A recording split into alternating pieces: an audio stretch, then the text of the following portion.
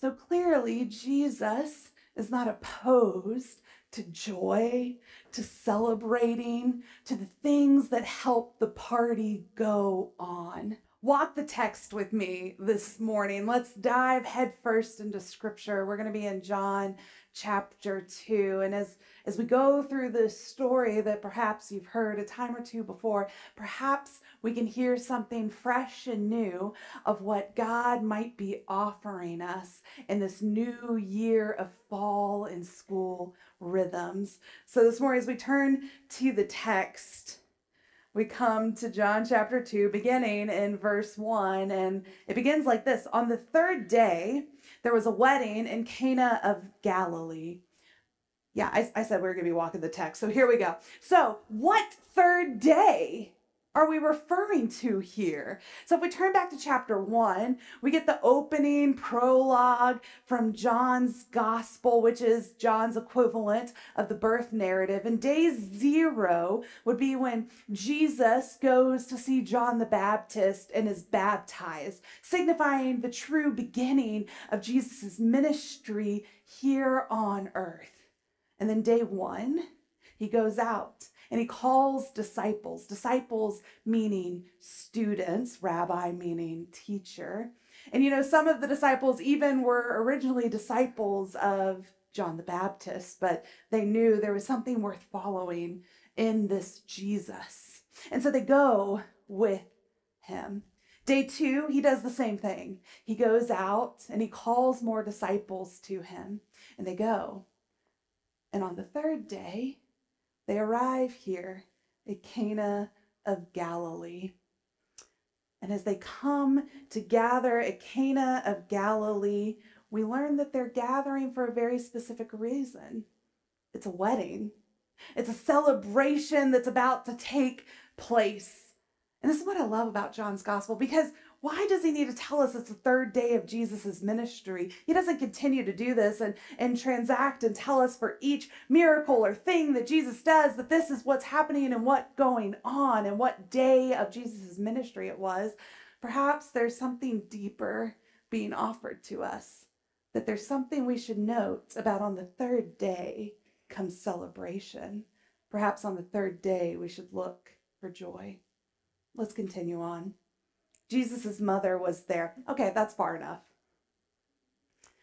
Jesus' mother was there. We can assume that she still probably lived in Nazareth. And if that's the case, it means she traveled 4.3 miles northeast to arrive in Cana of Galilee. But then again, perhaps this is now her residence. Perhaps this is her home. We don't know. But either way, we know that Mary was there. But Mary isn't actually named in John's gospel, but we all knew exactly who I was talking about. Mary comes up twice in the Gospel of John, here in this moment where she'll play a pivotal role, the mother of Jesus, and then once again in his final hours at the foot of the cross, perhaps hearkening us to what is about to happen. And so we continue on, and we'll arrive at verse 2 now. And Jesus and his disciples were also invited to the celebration. Do you ever wonder whose wedding it was? Was this like a childhood friend of Jesus? Did Jesus have childhood friends? Or was this like a family friend and he feels obligated to attend this wedding? Or maybe he's excited. But either way, I know that for wherever Jesus found himself in the midst of this, we know that the disciples were like, yeah, like we get to go to the party. Because here's the thing, when you are new disciples to your rabbi, to your teacher, when you're the new student, it was common for the rabbi to be like, I was invited to this really cool thing. You're going to come all the way to the door, but wait out here while I go have all the fun. But instead, Jesus is already showing us that his way is going to be different. That if you follow him, you get invited in. There's no gatekeeping. There's no pushing away. You get to follow where he goes, even when it's straight into the midst of a celebration. Verse 3 says this, when the wine ran out, Jesus' mother said to him, they don't have any wine. I can just see Mary Like, do you think she was like across the way and she sees Jesus and they lock eyes for a moment and she's like, hey, hey. And like, because he's a good son, he knows to like follow her. Or do you think it was more like she went up to him and he's in the midst of a conversation. She's like, psst, psst, they ran out of wine. Well, whatever happens, we know that the story continues on. And so Jesus replies to his mom in verse 4.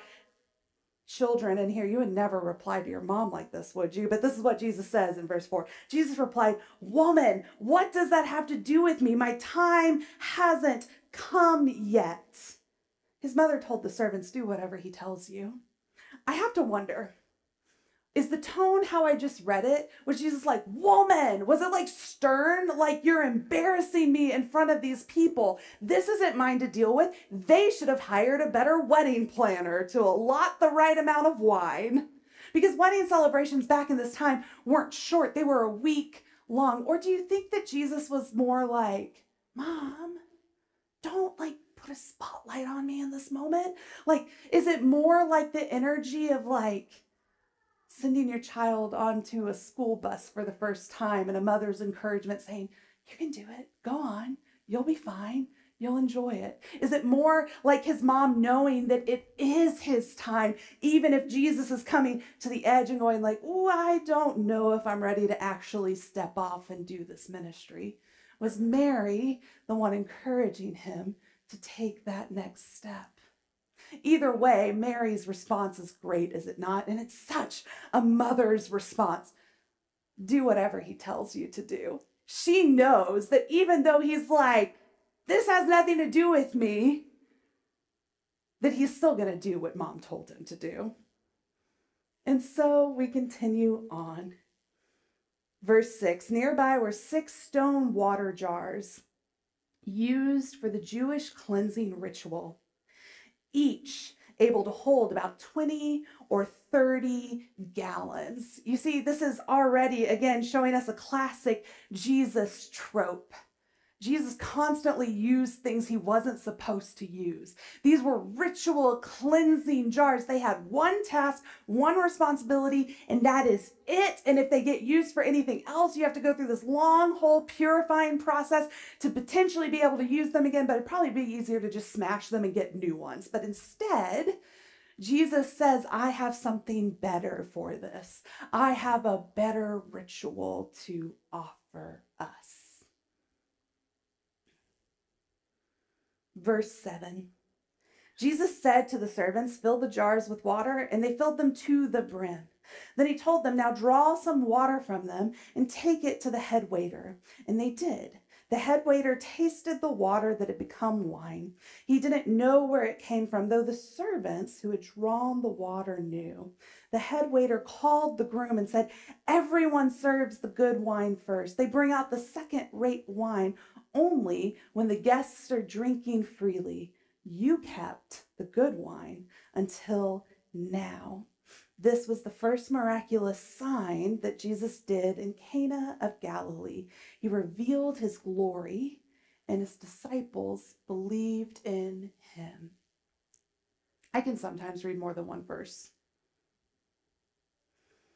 You know at HEB how like when you go to the wine aisle, we're Methodists, we can admit these things to each other. When you go to the wine aisle and at like eye level is like this is all right. This is like the $15 bottle of wine, and like the lower you go, the cheaper it gets, but the higher you go, the nicer it gets. Like the head waiter is expecting that like we've been pulling from these like upper shelves this entire time. And you see that like later in the week, about where they must be, because like clearly the people are drinking freely at this point. You go down further that wine aisle to the section that just reads bulk. And that's when you're supposed to pull out the like boxed Franzia wine to be serving everyone. But yet here we are. And in the midst of it, when the head waiter is expecting to taste the Franzia coming out, instead he tastes that wine that you actually have to go get like an employee at HEB to go unlock the special little glass cabinet and get the really, really good wine from. And it surprises everyone.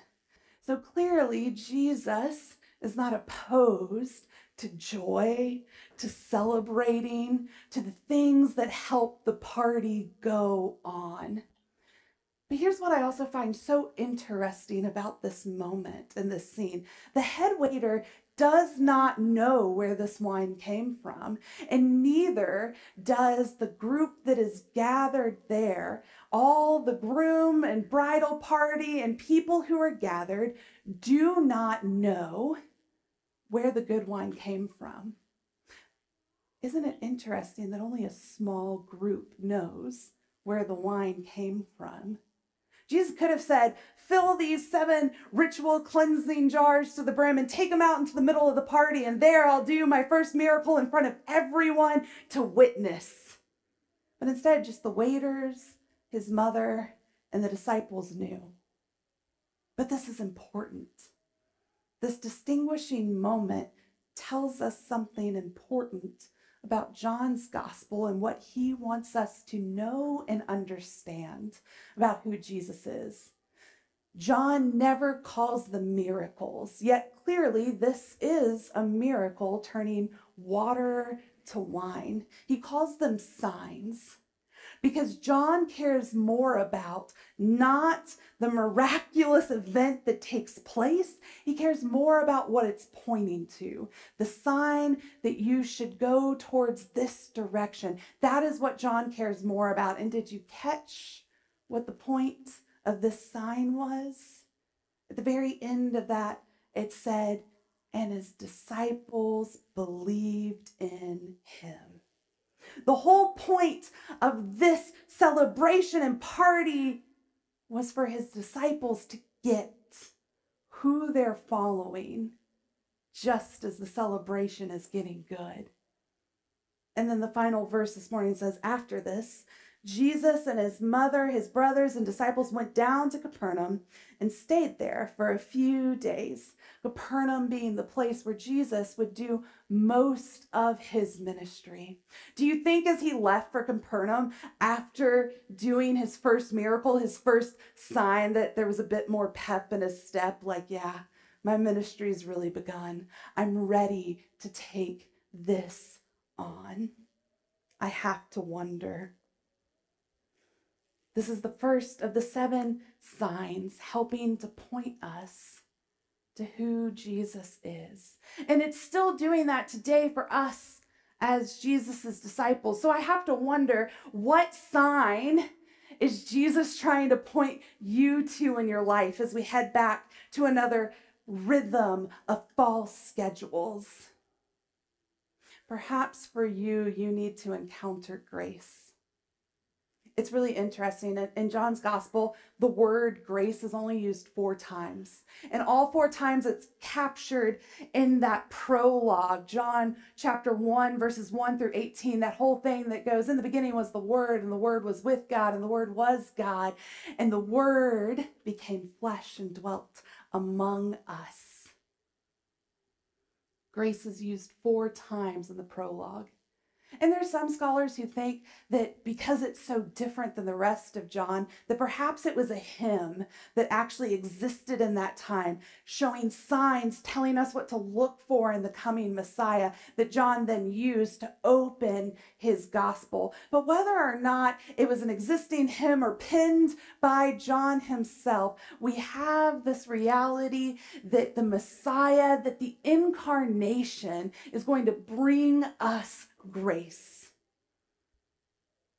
But how many times do we just talk about grace? How many times do we just talk about who Jesus is?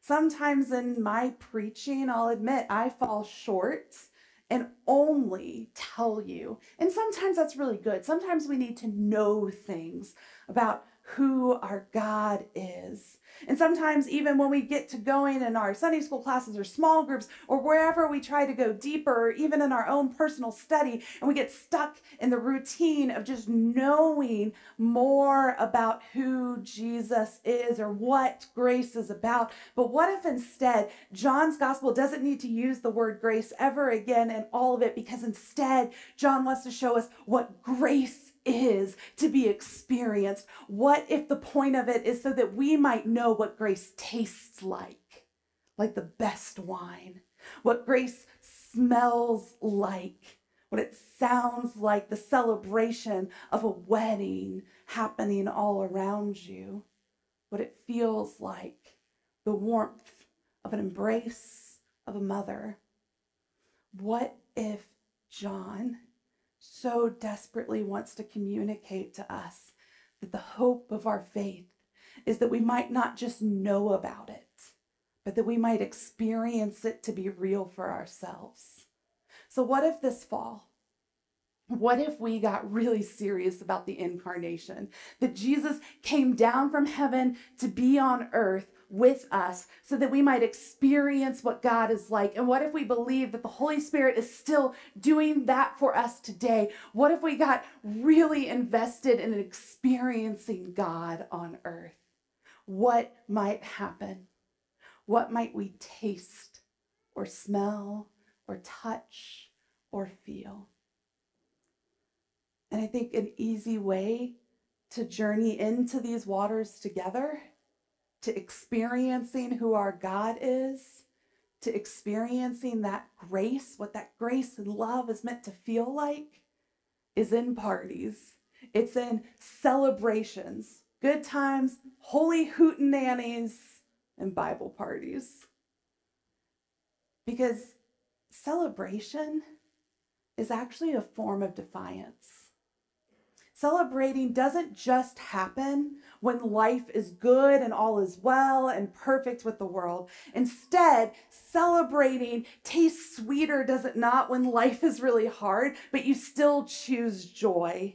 You still choose to gather your people, to laugh together, to spend quality time with one another. Celebrating takes place when Nazareth is still on the wrong side of the tracks, when the whole of the country is still occupied under Rome's point of the sword. Celebrating still happens when the schedule is already overwhelming before it's begun. Celebrating and parties is still worth taking place and prioritizing in your life, no matter the circumstances, but perhaps even more when life gets hard. So would you join us? Over the next 3 weeks, we're going to continue in this theme. We're going to see that Jesus and God get serious about celebrating time and time again. And perhaps we'll learn how to prioritize big and small celebrations in our own life. Will you continue to join us these next 3 weeks?